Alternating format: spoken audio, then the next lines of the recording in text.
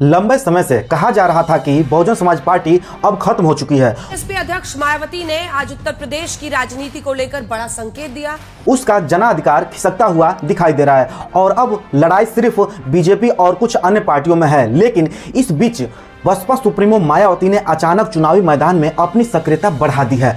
BSP अध्यक्ष Mayawati press conference कर रही हैं। आइए आपको सीधे लिए चलते हैं उस प्रेस कॉन्फ्रेंस में। बिल्कुल गलत, झूठ, हवाई में मनगढ़ंत खबर है।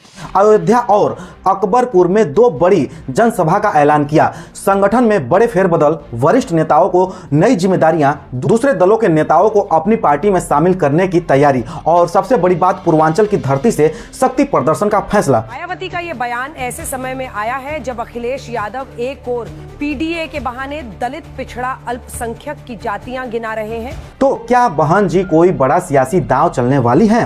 क्या यह चंद्रशेखर आजाद को उनकी राजनीति हैसियत दिखाने की कोशिश है या फिर यह बसपा के लिए करो या मरो की लड़ाई है?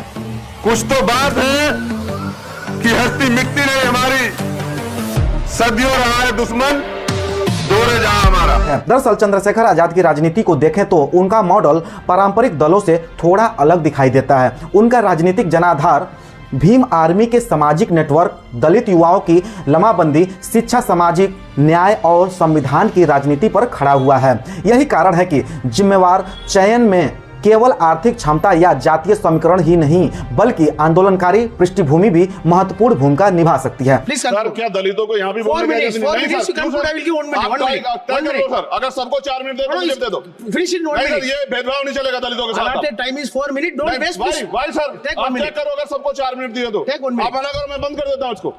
क्या दलितों को सबसे आखिरी में नंबर मिलेगा और बोलने का मौका मिलेगा? क्या मजाक कर रहे हैं सर आप?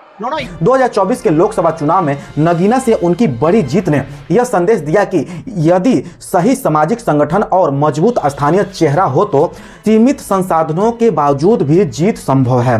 मैं चंद्रशेखर, जो लोकसभा का सदस्य निर्वाचित हुआ हूँ, संभावना है कि प्रत्याशी चयन के दौरान सबसे पहला मापदंड स्थानीय जनाधार होगा।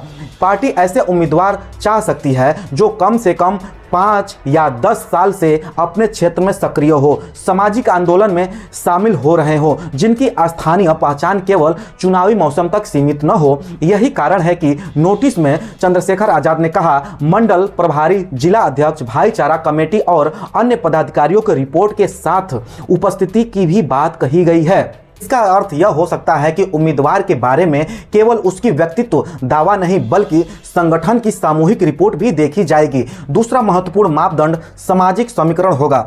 आजाद समाज पार्टी की मूल ताकत जाटों, अन्य दलित वर्गों में मानी जाती है, लेकिन चंद्रशेखर आजाद लगातार दलित, मुस्लिम, पिछड़ा गठबंधन की अक्सर बात किया करते हैं। उनकी पार्टी की वैचारिक पृष्ठभूमि अम्बेडकरवाद, सामाजिक न्याय और बहुजन राजनीति से जुड़ी हुई है। इसलिए पश्चिमी उत्तर प्रदेश की मुस्लिम बाहुल्य सीटों, दलित आरक्षित सीटों, पिछड़ा बाहुल्य क्षेत्रों और शहरी गरीब आबादी वाले इलाकों में ऐसे उम्मीदवार को प्राथमिकता मिल सकती है।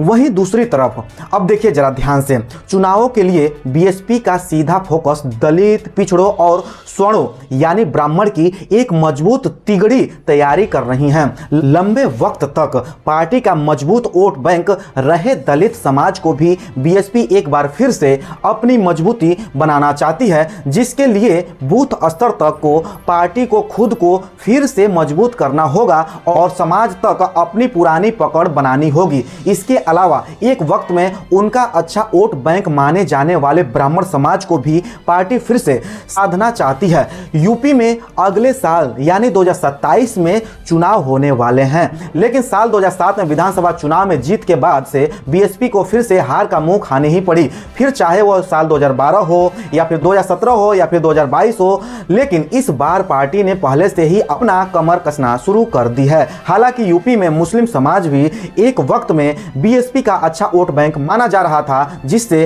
विधानसभा से लेकर लोकसभा तक में भारी वोट दिया गया, लेकिन वक्त के साथ वो भी शिफ्ट हो गया और उसका झुकाव समाजवादी पार्टी या फिर अन्य पार्टियों में चला गया। लेकिन बीएसपी की सोशल इंजीनियरिंग अगर सफल होती है तो यह सत्ताधारी बीजेपी और साथ ही ASP यानी आजाद समाज पार्टी को भी नुकसान हो सकता है। लेकिन आपका क्या राय है, किसकी सरकार 2027 में उत्तर प्रदेश में बनने जा रही है? आप लोग अपना राय कमेंट्स बॉक्स में जरूर बताइए। हम लोग मिलते हैं एक नए वीडियो में एक नए टॉपिक के साथ। तब तक के लिए जय हिंद, वंदे मातरम।